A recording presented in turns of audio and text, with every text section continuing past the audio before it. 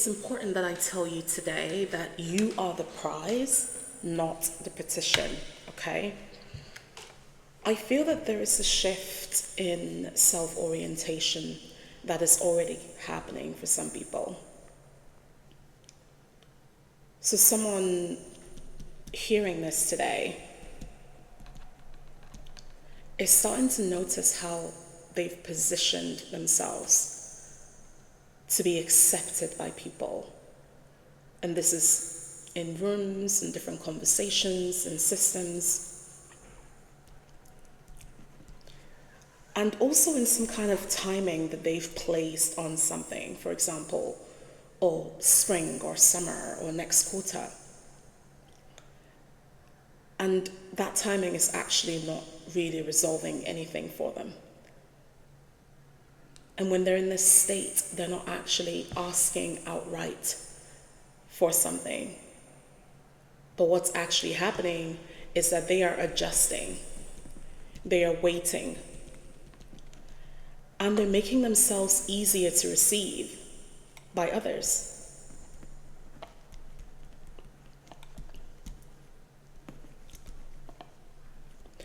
And this isn't because they are weak or anything, by the way. This is because it becomes some form of a learned posture. This is about positioning, right? I am positioning myself in this way by spring so that other people will accept me. Or so that I will get this promotion by this time. And now I want to talk about this petition part because I feel like it's really important.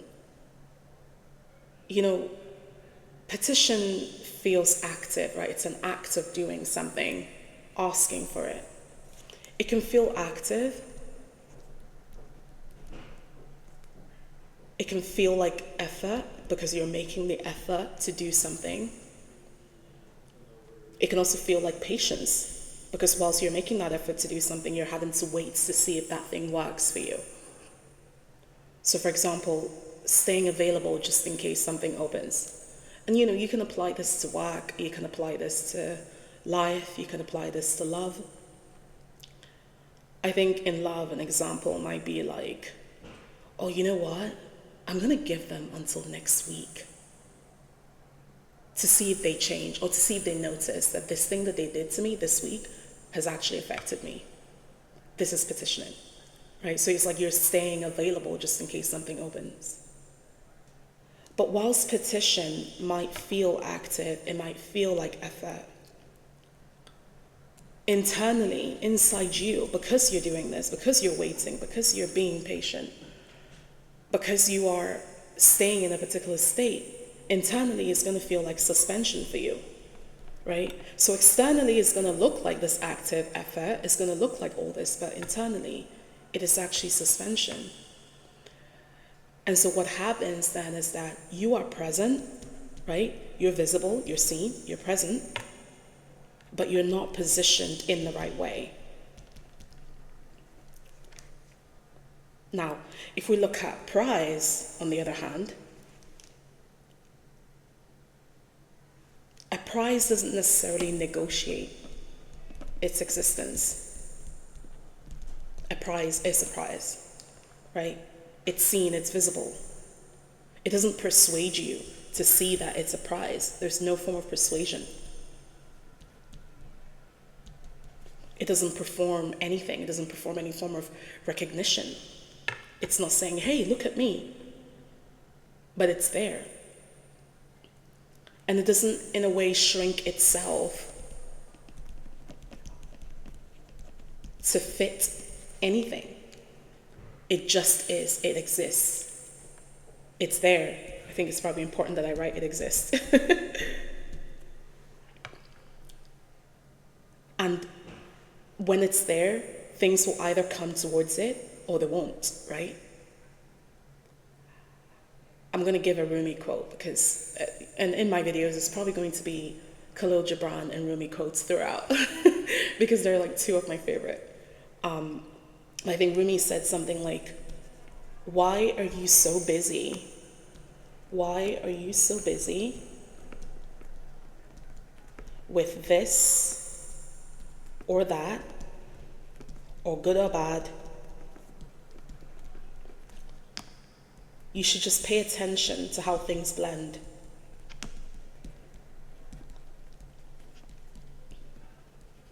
Now, if you really think about this in the context of existence, in the context of a prize, basically this quote is saying, what is meant to meet you is going to respond to your alignment, not your pleading, right?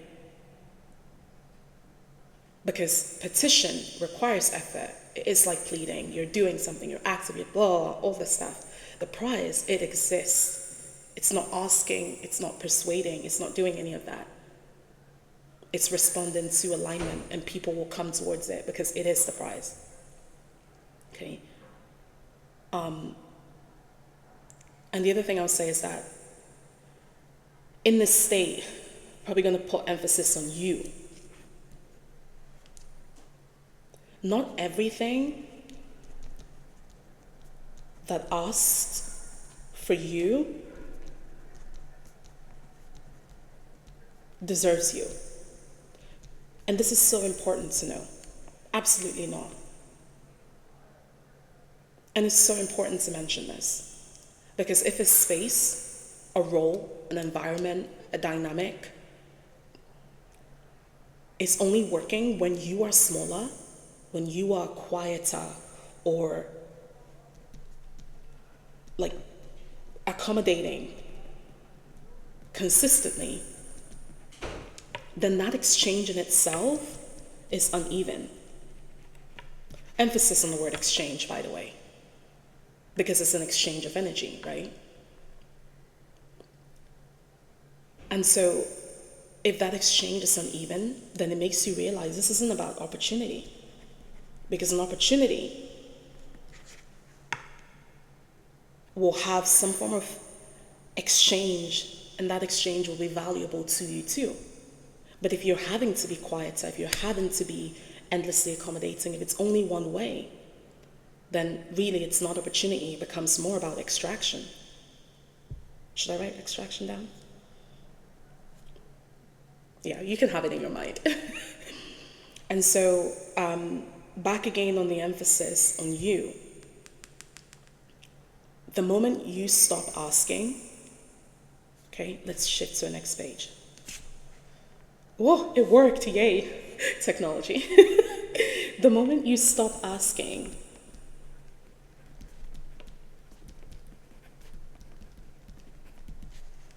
will this choose me? Will this thing choose me? Will this person? Will this thing choose me? Will this person choose me? Right? The moment you stop asking this, that's when you're going to start noticing different things. For example, you start noticing and you start saying to yourself, actually, you know what? How am I being met? Am I fulfilled? When you shift from this to here, that's when your position shifts, okay? Because remember about petition, we're talking about positioning. Petition, you exist. Sorry, with petition, you're present, you're visible, but you're not positioned properly. With the prize, you're there, you're visible, people are oriented towards you. It's about alignment. The existence is there. So what needs to happen is that you need to position yourself. And this is where you realize that you are the prize and not the petition, okay? How am I being met needs to start being a question. You realize that you're no longer petitioning life. You're going to start participating in life. You have to be an active participant. Participating. I think I spelled that correctly. Participating. And so I'm going to leave 2 questions for you to sit with. The first one, where in my life am I waiting to be chosen instead of standing in my own value?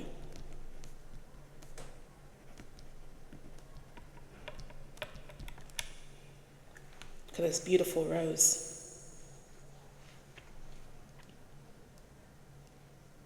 Right. Where in my life Am I being chosen to, instead of standing in my own value? Am I waiting to be chosen? And the second is, what changes when I stop negotiating my presence? By the way, on number 2, oh my goodness. Oh my fucking goodness. If you are ready for change, this is the big one. What changes when I stop negotiating my presence? When you stop negotiating your presence, you start thinking about position, you start thinking about your self-concept, you start thinking about what makes you happy, how you're being met. You start recognizing different things, and shit fucking fuck. Shit fuckity fuck. This, recently, I had to stop negotiating on my presence. And wow. It threw me. It threw me. But it was the best thing I could have ever done for myself. And it's such an important question. It's not always easy to act on. Sometimes it might take you a while. It might take a month, it might take months, it might take a year or more. Another person's timeline isn't your timeline. So do what feels right for you. But this is a big one. When you stop doing this, there's going to be a lot of uncomfortable things that happen to yourself, to your body, to your mind, to your sense of self, to your self-esteem, to your way of being, getting emotional. I hope this is helpful in recognizing that change starts with yourself, no matter how small. Thank you for watching, and I'll see you in the next video.